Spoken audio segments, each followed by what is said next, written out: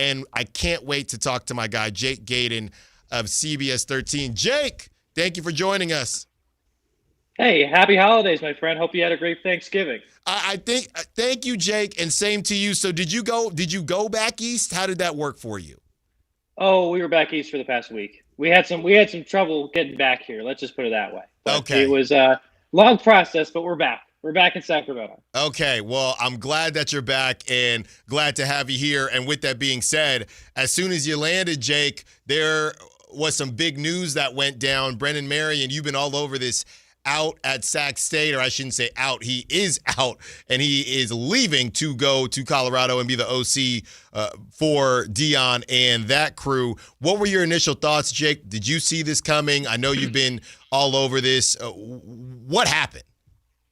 So basically, heard rumblings starting last week that Marion was getting offers from Division I programs to be a offensive coordinator. Hadn't been specific on what programs that would have been.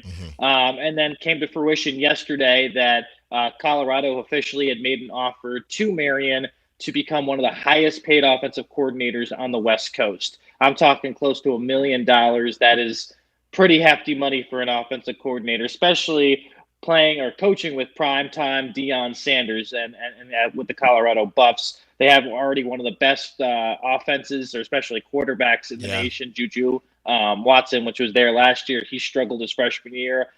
This is going to be a perfect setup for Marion in terms of what he wants for career aspirations, but also what CU is looking for.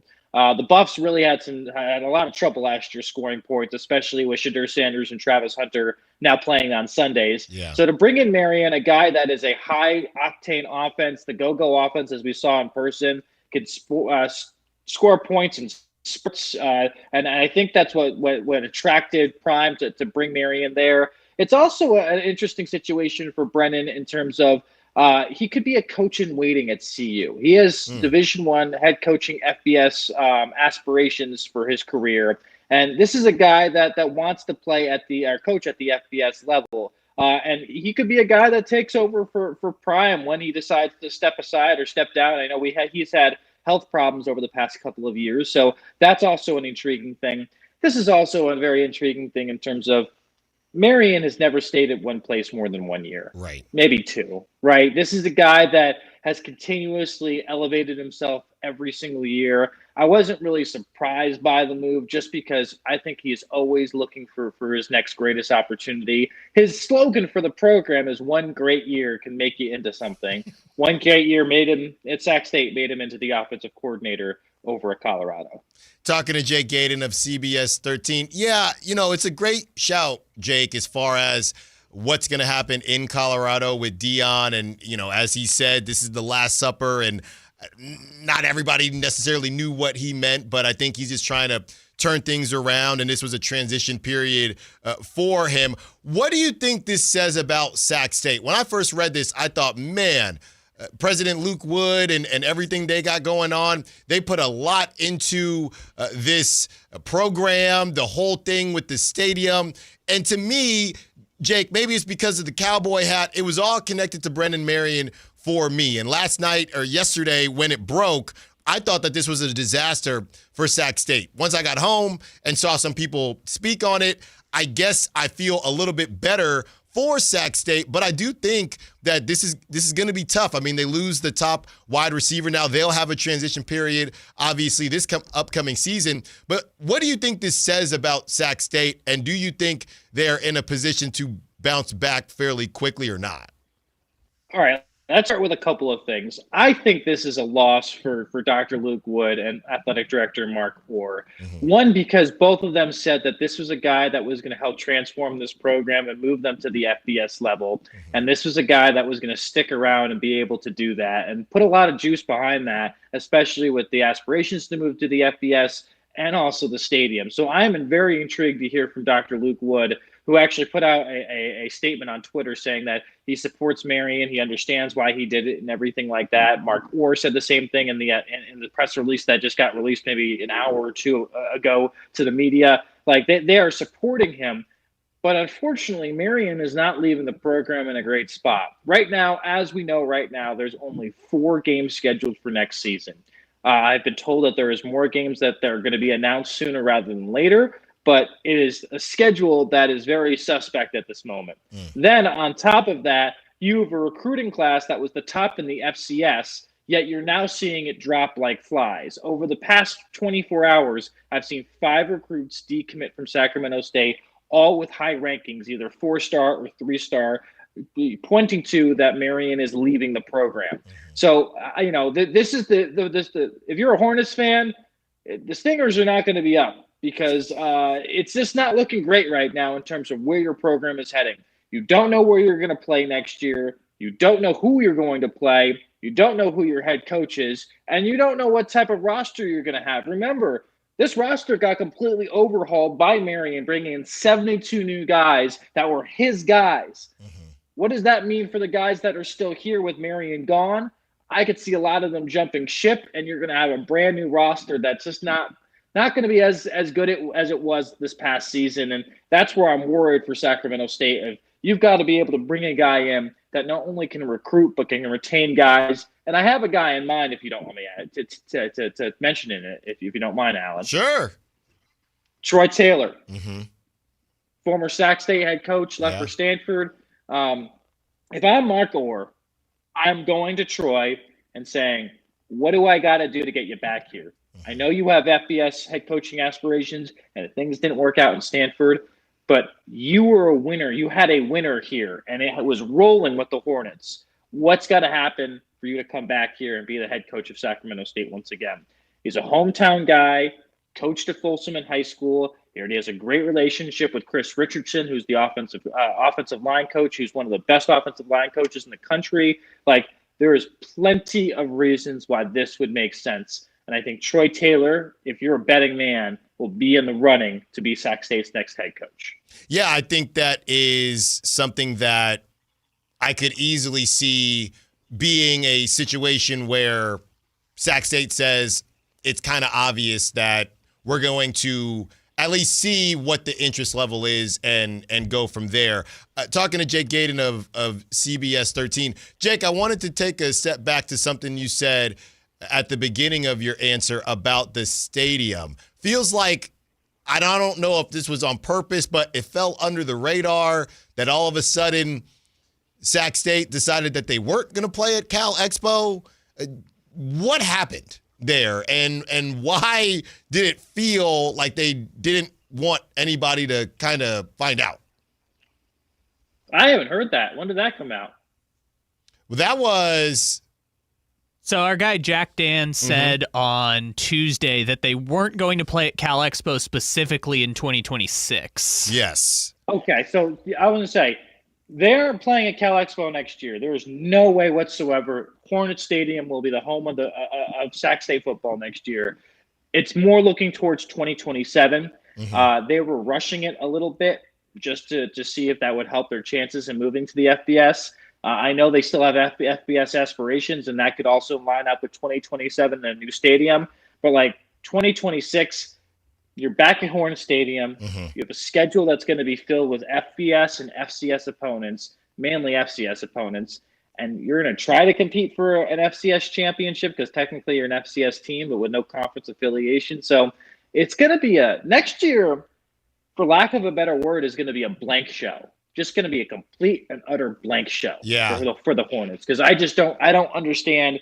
You're now, if they had a new head coach, your schedule's in limbo, and you don't have a great stadium. Like, I feel bad for Hornets fans. It's just not the program's not in a great spot. Yeah. Jack Dan of the Sac State Hornets said, I reached out to President Wood. Sac State hasn't secured an FBS invite yet, but is still exploring all opportunities. I was also told the team will play at an upgraded Hornet Stadium in 2026, not Cal Expo as previously reported. So looks like they were, to your point, Jake, trying to figure it out. And now they're saying no, because it was going to be like a refurbished Cal Expo. And now they're saying, no, we're just going to play at an upgraded Hornet Stadium right now. So that's kind of how it got laid out to us earlier this week. And the upgraded Hornet Stadium, guys, is going to be like putting a fresh coat of paint on a stadium that's from the 1970s, 1980s. There's not much more upgrading you can do over there, my friend. Yeah. it's old and it needs to be a full teardown if you're really going to redo it. Yeah, talking to Jake Gadon of CBS 13. All right, Jake, well then let's raise everyone's spirits here by talking about some Kings basketball. All right. There's nothing to raise your what? What are you talking about? Raise spirits? Jake, we got Kings basketball tomorrow. What are you talking about? Come on, man. They got the Davion revenge game. Are you excited to see that at least? I'm just excited to see a guy get paid $44 million, sit on the bench once again and only score 5 points. Aren't you? Yeah. Look, when it comes to the Kings, I know things haven't been great lately. What's your thought process on how this thing is going to end as we approach December 15th when a lot more players are going to be available? Do you think this thing could go as deep as Domantas Sabonis, or do you think it could just be a DeMar DeRozan and we move on from there? No, all options are on the table right now, Allen. And I still think right now Scott Perry, from my understanding, is still in his evaluation period. Starting in December 1st, which was 4 days ago, they are starting to make calls on certain guys and on certain teams to see what the framework would look like for a deal heading into the December 15th date. So right now, it's still an evaluation period. It's still a wait and see period. Once December 15th hits, you're going to see a lot more moves. And I am pretty confident that a significant amount of players on this team are going to be moved before the trade deadline. Now, what those trades look like and how they come together, I'm not sure. But everyone's on the table aside from Maxime Renaud, Nick Clifford, and Keegan Murray. Yeah. Those are the 3 guys that are basically untouchable. I'm going to refute a report that I think a lot of people have been talking about lately when it comes to Keon Ellis. Okay. I wouldn't be they're getting calls on Keon, right? They're definitely getting calls on him. But I have had, from my conversations, I've heard that Keon is thought of very highly within the organization. And when they have the money available, they're going to, offer him a contract that is going to be suitable to what he's done for the Kings in past years, and also have a larger role within the team and the rotation on a consistent basis. I just don't think they can do anything until they make those moves happen. So I don't think Keon Ellis is 100% right out the door. I think he'll be part of trade talks and part of trade packages. But if it doesn't make sense and the Kings still have him after the trade deadline, don't be surprised if they offer him a contract extension that is more appropriate to league value for what he does, and see where it goes from there. And if it's doesn't work out and he doesn't want to get paid from the Kings and wants to take his talents elsewhere, then it's not on Sacramento, it's on him. But the reason why he keeps on popping up in these trade discussions is his contract is just so lovable. You take him onto your team and you don't have to give much back, right? That's why his value is extremely high. But I don't know if that means they're 100% going to deal him. Wow. Well, Jake Gadon, that is how you end it with a heater. Great stuff, Jake. I know you're running around, especially during this time of year, so we appreciate you taking the time. Be sure to check out Jake on CBS 13. Jake, obviously they can find you on social media, but the late night, great night that we've done together before on CBS 13, why don't you shout it out so people can check you and my guy, Brennan, out as well? Yeah, no worries. Sports Sunday going to be every Sunday at 11:30. We have exclusive guests as Allen Stiles has been on plenty of times. We also have Sports Extra coming out of our NFL football on Sunday. And don't forget, Allen, a lot of great high school football this evening. Right. NorCal Championships. Folsom's is in play tonight at 7:30 on the Blue. Same thing with St. Mary's. Tomorrow we have Sonora and Wood Creek. Roseville the Roseville Tigers are down in Oakland tomorrow. So there's going to be a game on your channel tomorrow. UC Davis, the Aggies, that's right, playing on ESPN2 at 7:30 against URI. So this is going to be a fun-filled weekend of quality high school and college sports, especially with the Niners on the bye week. That's might right. as well check out some of the lower divisions. I think it'll be a good time. Jake Gadon, it's always a good time with you, my friend. Thank you so much for joining us, and we'll talk to you again. Enjoy your weekend. Thanks, buddy. You as well.